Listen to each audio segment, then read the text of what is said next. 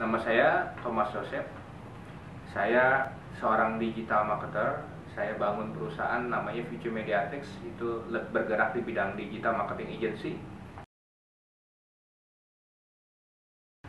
Saya mulai tahun 2009,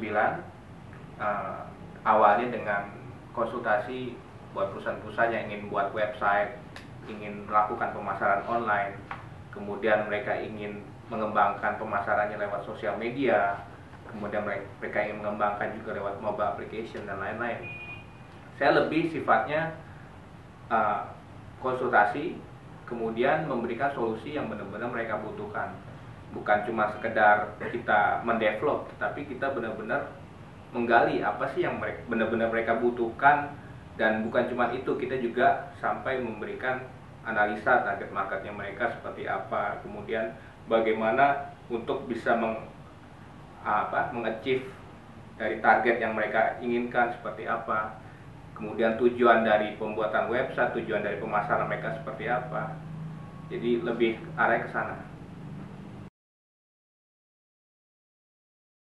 Oke, perjalanannya dimulai saya lulus kuliah itu dari Trisakti jurusan desain tahun 2003. Kemudian sempat bangun perusahaan web development bareng teman-teman namanya Omnivisual.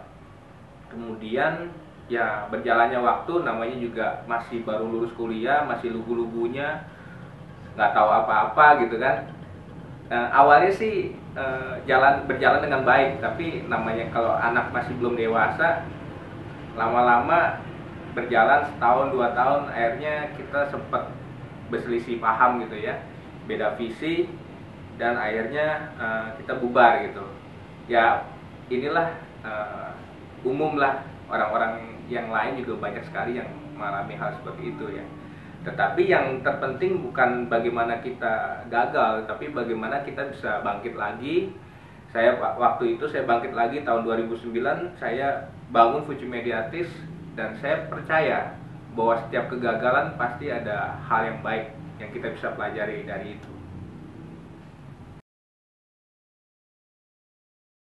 4 divisi ya, itu perjalanannya sangat unik ya. Saya mulai dari pertama web dulu, web development berjalan. Kemudian saya melihat bahwa games dan mobile itu menjadi suatu industri yang seksi ya, dan banyak sekali sekarang advertising yang menggunakan games dan mobile. Kemudian saya mulai berpikir, saya ada keinginan untuk mendevelop perusahaan game sendiri, tapi baru sekedar keinginan. Nah, tapi kalau namanya keinginan itu seolah-olah alam ini bisa mendengar gitu. Akhirnya ketemu sama 2 orang teman, berkenalan sama 2 orang teman, namanya Mario dan Benji. Terus mereka ingin punya perusahaan games ya kan, tetapi mereka mengalami masalah dalam pemasaran karena mereka masih baru ibaratnya baru lulus kuliah, mereka nggak ada koneksi, nggak ada relasi. Dan kemudian kita join, dan akhirnya mereka berdua menjadi game divisi di perusahaan saya ya kan. Mereka yang fokus di situ, saya waktu itu kenapa mereka juga mau, karena memang order-order yang dari games itu hampir semuanya dari saya gitu. Dan akhirnya berjalan dengan baik. Saya punya perusahaan web dan juga punya divisi game sendiri dan mobile. Kemudian peluang-peluang lain tuh menyusul gitu. Jadi ketika kita terjun di dalam dunia bisnis, peluang yang kita tak pikir sebelumnya, kita belum pikir sebelumnya, itu kayak seolah-olah datang ke kita gitu. Kita juga kaget, loh kok ada peluang ini gitu. Kayak mujizat gitu, kayak suatu yang aneh tapi itu bisa terjadi gitu. Makanya ketika kita belum terjun ke dunia bisnis, jangan kita pesimis dulu. Karena ketika kita terjun di dalam dunia bisnis, nanti peluang-peluang yang kita nggak pikir sebelumnya, yang kita kayaknya nggak mungkin gitu, tapi itu akan datang kepada kita. Seperti itu. Dan satu lagi kuncinya, kita juga harus yang namanya persisten ya. Kita harus terus kuat gitu. Walaupun kita ditolak sama klien yang satu, ya kita harus maju lagi, cari klien yang lain.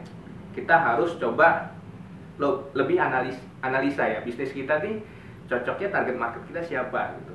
Jangan kita mau sama semua bisnis gitu, tetapi kita sifatnya lebih memilah-milah siapa sih klien yang cocok sama bisnis kita gitu, lebih ke sana.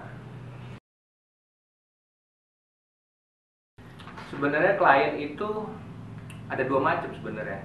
Satu, klien yang benar-benar blank, ya kan, benar-benar mereka nggak tahu apa-apa, dan dia bilang saya nggak tahu apa-apa. Tipe klien yang kedua, mereka seolah-olah merasa tahu gitu, merasa tahu ini tahu itu, tapi sebenarnya mereka nggak tahu apa-apa. Jadi ada dua tipe klien yang seperti itu.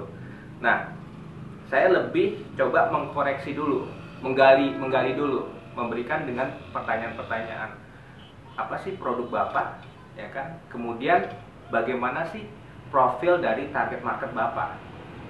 Kita coba bikin profiling dulu, target marketnya seperti apa. Jangan kita mau bikin pakai digital marketing, tapi kita belum tahu target market kita siapa. Itu udah pasti gagal deh. Kemudian tujuannya kemana? Karena tujuannya beda-beda. Ada perusahaan yang tujuannya dengan digital marketing, ini gue buat jual produk saya biar tambah laku gitu kan.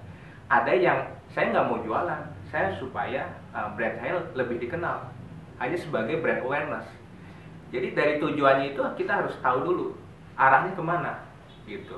Kemudian dari tujuan itu baru kita bisa susun step-stepnya, strateginya seperti apa, arahnya ke sana.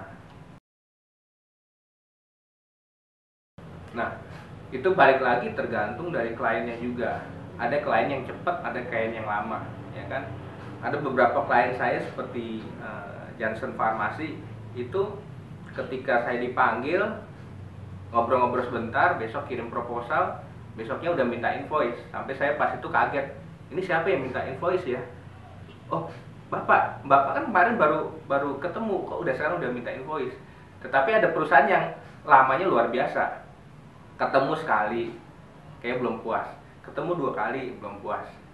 Nah, kita harus pinter-pinter coba memilah target market seperti apa yang benar-benar bisa menguntungkan buat perusahaan kita. Jadi kalau buat klien-klien yang bolak-balik itu ya kita batasin aja sampai 3 kali kunjungan, terus mereka belum pakai jasa kita, ya udah, saya rasa Bapak udah cukup mengetahui tentang produk kita, tentang jasa kita. Kalau Bapak mau pakai jasa kita, silahkan kita bikin kontrak, tapi kalau enggak ya silahkan cari orang lain. Jadi kita harus berani untuk memutuskan itu. Jangan kita selalu dipermainkan sama calon customer kita. Kita harus berani kapan harus memutuskan bahwa mereka sudah cukup tahu tentang produk kita. Itu yang kita harus lakukan.